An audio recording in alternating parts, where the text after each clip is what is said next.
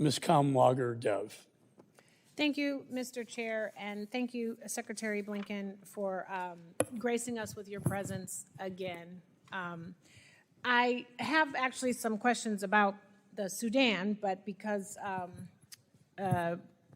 we have continued to talk about NEO, I will also ask a question on this. So Ambassador Wilson testified to the committee during a transcribed interview about the specified reasoning for why he called the NEO on August 15th, describing the situation that included thousands of Talib fighters streaming directly into Kabul, a flow that contradicted assurances that we had received from the Talibs, and orders that we believed had been given for them to stop by Taliban senior leadership, the expected seizure of 2 prisons later that day, and the release of thousands of inmates.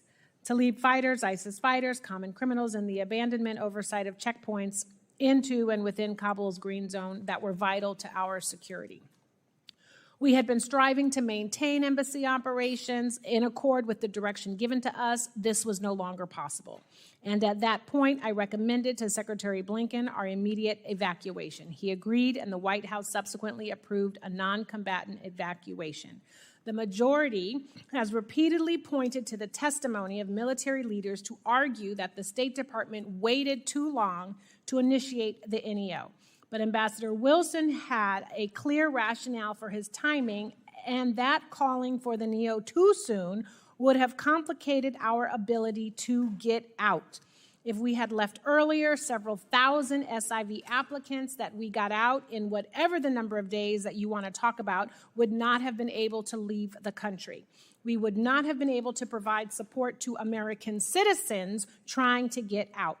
Our eyes and ears about what was happening around us would have been drastically degraded. Secretary Blinken, would you agree that Ambassador Wilson's testimony reflects a detailed and realistic understanding of the conditions on the ground? Yes, I would. Thank you. What would have been the repercussions if the State Department had called a NEO before conditions on the ground warranted one? Yeah, it would have actually precipitated those very conditions, and it would have made it more difficult for us to get people out, including American citizens. The airport was open until August the 15th. We were trying to avail ourselves and push people out to take commercial flights. It would have made it much more difficult to get SIV-eligible people out of the country, other Afghans at risk.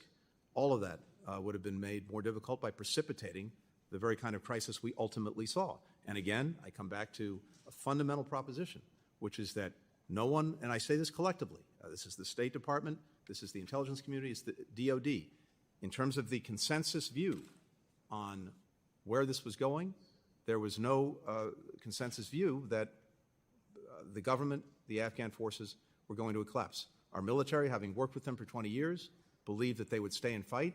They needed to have the sustained support to do that. General McKenzie has said that, including financial and logistic support. We had no indication that the government would fall. The intelligence community didn't see that.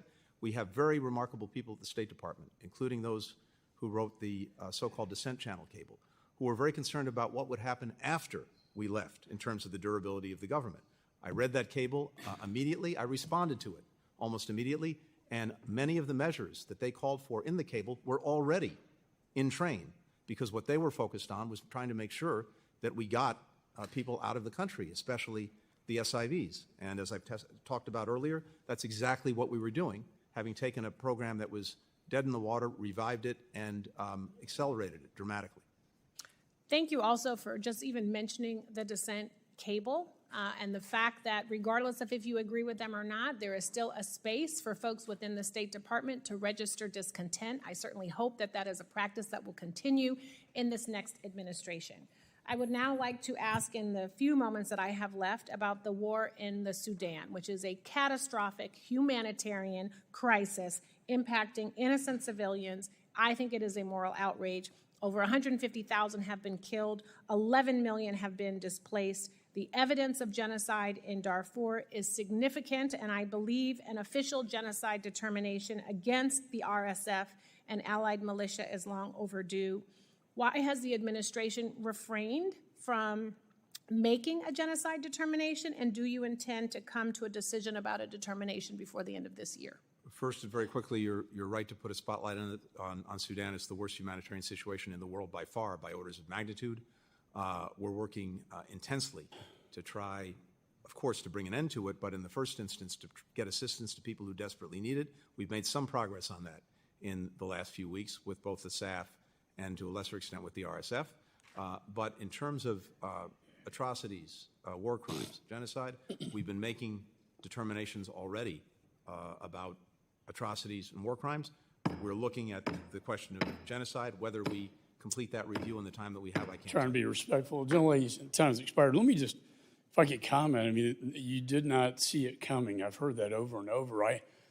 Perhaps we were getting different intelligence briefings, but I certainly saw it coming, and your own employees in the embassy saw it coming when they sent the descent cable to you, a cry for help that Kabul's falling and the embassy will fall soon. And I don't know how you can say that, honestly, sir, with a straight face. The chair recognizes Mr. Heisinger.